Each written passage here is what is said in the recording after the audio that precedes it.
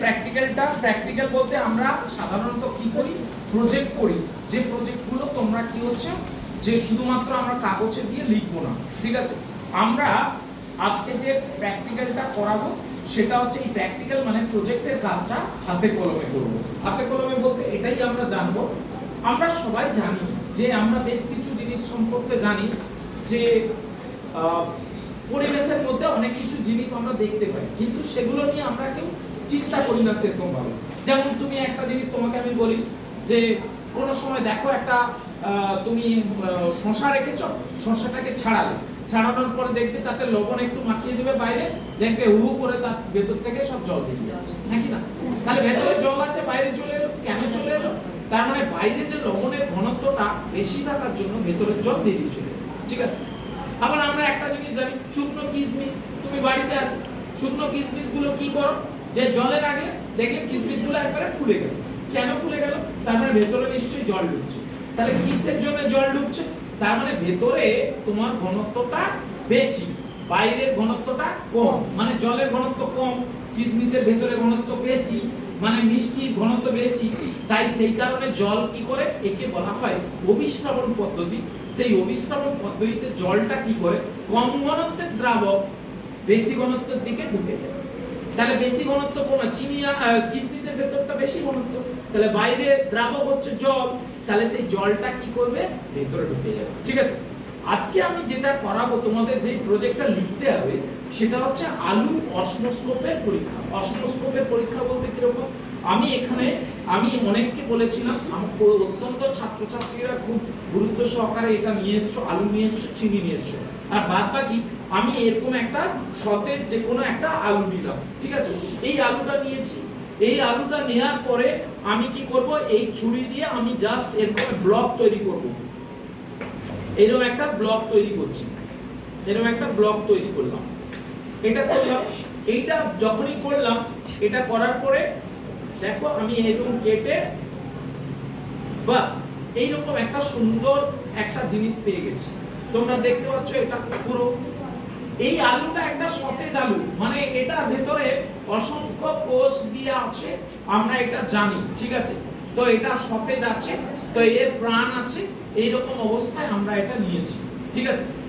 এইটাকে আমরা কোষ পড়েছি, কোষের পর্দাও পড়েছি, আর কোষ প্রাচীর পড়েছি, হ্যাঁ কি না?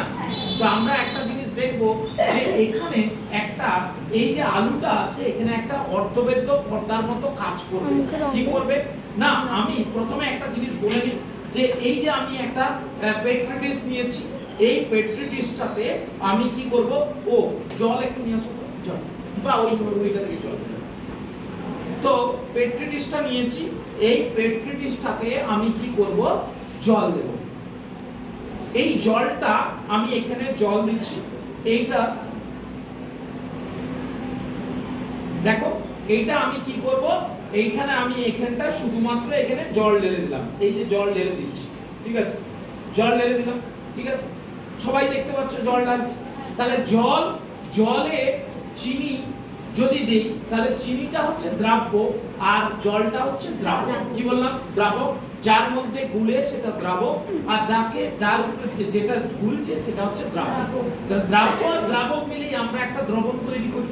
তাহলে আমরা আরেকটা জিনিস আমরা তৈরি করছি, এইখানে যেমন আমি জলটা ঢেলে দিলাম এটায়, আর এই যে চিনিটা আমি রেখেছি এইখানে, এই চিনিটা যদি আমি এই তোমার বোতলের মধ্যে, এই কনিক্যাল ফ্লাস্কের মধ্যে আমি চিনিটা দিচ্ছি, চিনিটা দিলে এখন বলো তো এইখানে যে জলটা আমি রাখলাম এর ঘনত্ব বেশি, না এই যে চিনিটা আমি গুলে দিচ্ছি কোনটার ঘনত্ব বেশি?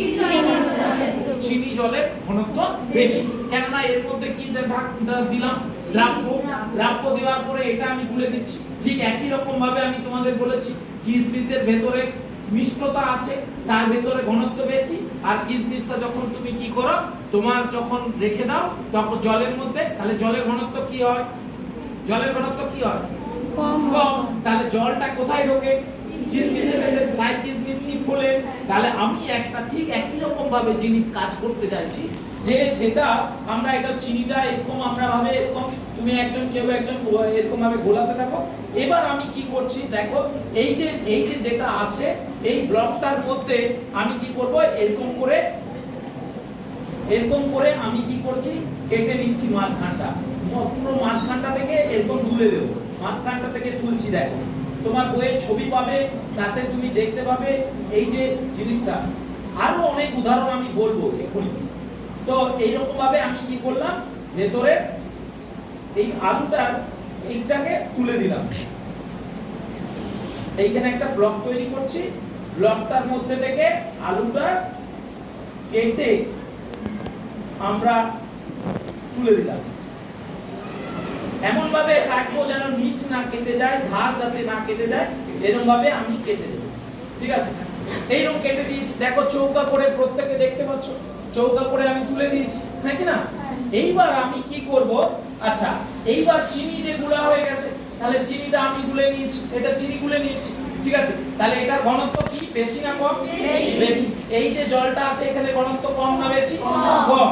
আর আমি কি বলেছি, কম ঘনত্বের দ্রাবক বেশি ঘনত্বের দিকে যাবে। ঠিক আছে, তাহলে আমি এখন এইখানে আমি চিনি জল ঢেলে দিচ্ছি, এখানটা আমি চিনি জল ঢেলে দিলাম। ঠিক আছে, চিনি জলটা আমি এখানে ঢেলে দিয়েছি। ঠিক আছে, এই চিনি জল যে একটু কম রাখবো, মানে একটু কম রেখে এখানে আর একটা পিন দিয়ে রাখা হয়, যাতে আমি যদি এই যে চিনি জলটা রেখেছি, এখানটা চিনি জলটা রেখেছি আর এখানটায় কি আছে, জল আছে, তাহলে আমি এটাকে আস্তে আস্তে কি করলাম, এইটার উপরে বসিয়ে দিলাম। ঠিক আছে, বসালাম। তাহলে এখন কি দ্রাবকের পার্থক্যটা কোনখানে হচ্ছে, পার্থক্যটা কোনখানে, কে বলতে পারে পার্থক্যটা? এই যে জলটা আছে, জলের ঘনত্ব কি আছে, কম। আর এখানে যে চিনিটা দিয়েছি, এখানে ঘনত্ব কি আছে, বেশি আছে। এইবার আমি একটা জিনিস কি হবে, এখানে কি হবে তোমরা বলো, কি হবে? জলটা আলুটা, গুড, জলটা আলুটার ভেতরে ঢুকবে। ঠিক আছে, আলুটার ভেতরে এই জলটা ঢুকবে। এবার তুমি জলটা যে ঢুকছে আমি বুঝবো কি করে? তার জন্য আমি এরকম একটা স্টেন নিয়ে এসেছি। এই স্টেনটার নাম হচ্ছে ইওসিন স্টেন। কি স্টেন বলছি? ইওসিন স্টেন।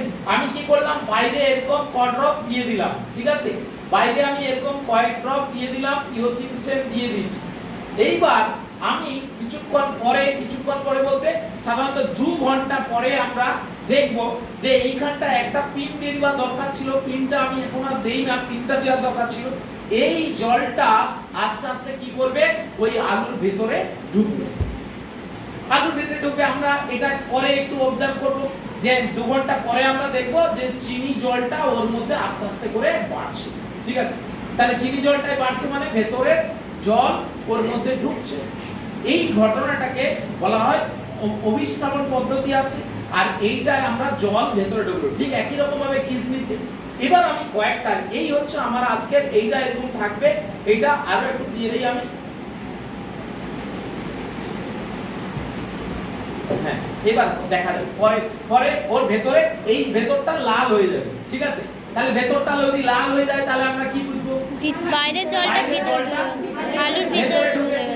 তাহলে সেইটা ভেতরে ঢুকছে মানে ঘনত্ব বেশি আছে, আর এটা কম ঘনত্ব আছে বলে ভেতরে জলটা গেছে। আর একটা আমি যদি এখানে পিন দিয়ে দেই, সেই পিনটা থেকে একটু উপরের দিকে জলটা উপরে উঠবে। ঠিক আছে, আমার এখানে এই পেট্রি ডিশটা ছোট, পেট্রি ডিশটা একটু বড় হলে আলুটা যদি ভেতরের দিকে থাকে তাহলে আরো সুন্দরভাবে এটা সম্ভব। ঠিক আছে, তাই এইটা আমার পরীক্ষার প্রজেক্ট। এই প্রজেক্টটা তোমরা কি করবে, এই ছবিটা আমি এক্ষুনি বলবো, কতগুলো ছবি তুলে দেব, সেই ছবিটা তোমরা কি করবে, পেস্ট করবে। আর ওই পরীক্ষাটায় তুমি কি কি দেখলে পুরো ওইখানে লেখা আছে, সেটা অনুসারে তুমি তোমার করবে। ঠিক আছে, এবার আমি কতগুলো বাস্তব জিনিস বলি, বাস্তব কয়েকটা উদাহরণের সম্পর্কে বলি। যেমন আমি এইখানে 3টে কথা জানাবো। আমরা যখন জল, যদি এইটায় যদি জল রাখি আর আলুর ভিতরেও যদি জল রাখি, তাহলে বাইরের জলের ঘনত্ব আর আলুর ভিতরে যে জল দিলাম দুটোই সমান, একই না? দুটোই কি হবে, সমান। যদি কোষের ভেতরের ঘনত্ব, কোষের বাইরের ঘনত্ব দুটি সমান একই হয়, তাকে বলে সমসারক। সেই তাকে বলা হয় সমসারক, তাকে বলা হয় ইংরেজিতে বলে আইসোটনিক সলিউশন। কোষের ভেতরের ঘনত্ব, কোষের বাইরের ঘনত্ব যদি সমান হয় তাকে কি বলে, আইসোটনিক বা সমসারক। কি বলা হবে, আইসোটনিক বা সমসারক।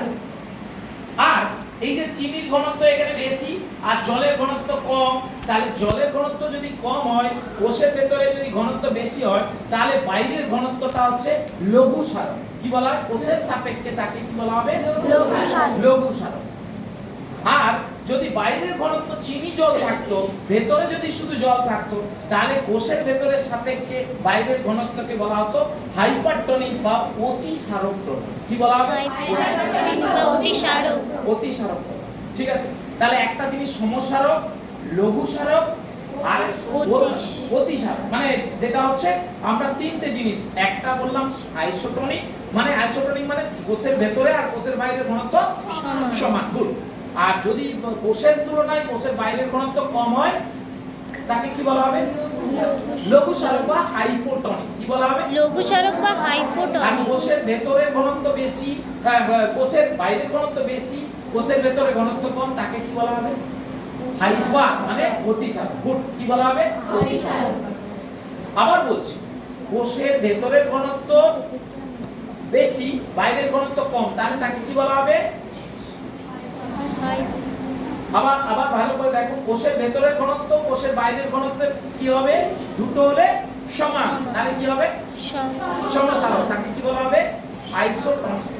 কোষের ভেতরের ঘনত্বের তুলনায় বাইরের ঘনত্ব যদি কম হয় তাকে কি বলা হবে? লঘুসারক। তাকে বলা হবে হাইপোটনিক। আর কোষের তুলনায় বাইরের ঘনত্ব যদি বেশি হয় তাহলে কি হবে? হাইপারটনিক অতিসারক। গুড। এই তিনটে জিনিস। এইবার আমরা কয়েকটা উদাহরণ আমি বলি। বাড়িতে তোমরা দেখো যে মা বাবা কি করে, মাছ নিয়ে এসেছে। কি করো? মাছটা কি করো? মাছটা কি করো? মা কি করে? কেটে নুন দিয়ে দেয়। লবণ দিয়ে দেয়। ঠিক আছে, লবণ দিলে অনেকক্ষণ ঠিক থাকে, কিন্তু বাড়িতে এমনি রেখে দিলে পচে যায়। কেন পচে যায়? এইটার কারণ হচ্ছে ঠিক এই জিনিসটা। ঠিক এই যে ব্যাকটেরিয়া গুলো আছে, বাইরের যে মাইক্রো অর্গানিজম আছে, আর মাছের বাইরে যদি লবণ দিয়ে দাও তাহলে মাছের বাইরটা কি হবে? ঘনত্ব বেশি হয়ে গেল। এবার ওই ব্যাকটেরিয়া গুলো যখনই এসে মাছকে আক্রমণ করতে আসবে তখন কি করবে? ও আসা মাত্রই ঘনত্ব যেহেতু মাছের গায়ে বেশি, তখন ওর শরীরের ভেতরের ঘনত্ব কম, তখন কি করবে? ওর শরীর থেকে জল টানা হয়ে যাবে। কি হয়ে যাবে?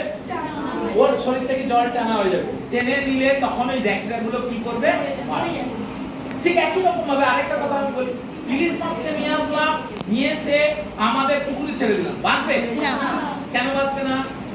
লবণাক্ত সমুদ্রের জলের লবণের ঘনত্ব বেশি, পুকুরের জলের ঘনত্ব কম। তাহলে যখন ইলিশ মাছ সমুদ্রে থাকে তাহলে সমুদ্রের জলের লবণের ঘনত্ব ইলিশ মাছের শরীরের লবণের ঘনত্ব সমান, তাকে বলা হয় সমসারক। কিন্তু তাকে নিয়ে এসে আমরা যখন পুকুরে দিলাম তাহলে পুকুরের জলের ঘনত্ব কি আছে? কম, আর তার ভেতরে জলের ঘনত্ব কি আছে? বেশি। তখন কি হবে? এই যে লঘুসারক যে জলটা ইলিশ মাছের শরীরের ভেতরে ঢুকে যাবে। ঢুকে গেলে কি হবে? ঠিক আছে। আবার ঠিক একই রকম ভাবে আমি বলছি, রুই মাছ আছে, আমাদের পুকুরে যে রুই মাছ আছে তার পুকুরের যে জলের ঘনত্ব রুই মাছের শরীরের ঘনত্বের মধ্যে সমান। তাহলে এবার কি হলো? রুই মাছকে নিয়ে যে যদি আমরা আবার সমুদ্রে রাখি তাহলে সমুদ্রের জলের ঘনত্ব বেশি, রুই মাছের শরীরের ঘনত্ব কম, রুই মাছের শরীর থেকে জল সমুদ্রে বেরিয়ে যাবে, তাহলে রুই মাছটা কি হবে? কুঁচকে যাবে। কুঁচকে যেয়ে কি করবে? মারা যায়। বোঝা গেল? ঠিক আছে, তাহলে এটা একটা জিনিস হলো। আবার আমি আরেকটা উদাহরণ দিই, এটা দিয়ে শেষ করব। যেটা হচ্ছে কি, যে তোমরা জানো যে একটা জিনিস কি জানো, যে আমাদের যখন ডিসেন্ট্রি হয়, প্রচুর পায়খানা হয়, ঠিক আছে, তখন আমরা কি করি? যে আমরা নুন চিনি জল খেতে বলি, ঠিক আছে, ওআরএস খেতে বলি। কেন খেতে বলি? তার কারণ আমাদের শরীরে যে জলটা বেরিয়ে যাচ্ছে তার সঙ্গে জল এবং লবণটা বেরিয়ে যাচ্ছে, তার ফলে কি হচ্ছে? আমাদের শরীরে কি হচ্ছে? সেলগুলোর মধ্যে লবণের ভাগ কমে যাচ্ছে। তাই আমরা কি করি? ভাত থেকে লবণ এবং জলকে সে ঘাটতি পূরণ করি।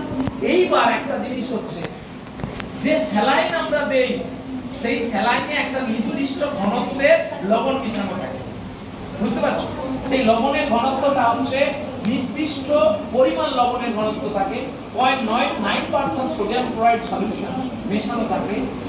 অর্থাৎ আমাদের কোষে যে লবণের ঘনত্ব, স্যালাইনে লবণের ঘনত্ব কি হতে হবে? সমান হতে হবে। গুড, সমান হতে হবে। যদি সমান হয়, সেই সমান হলে, নাহলে আমি যদি স্যালাইনের মধ্যে বেশি পরিমাণে লবণের ঘনত্ব দিয়ে দেই তাহলে কোষের তুলনায় বাইরের ঘনত্ব কি হয়ে যাবে? বেশি।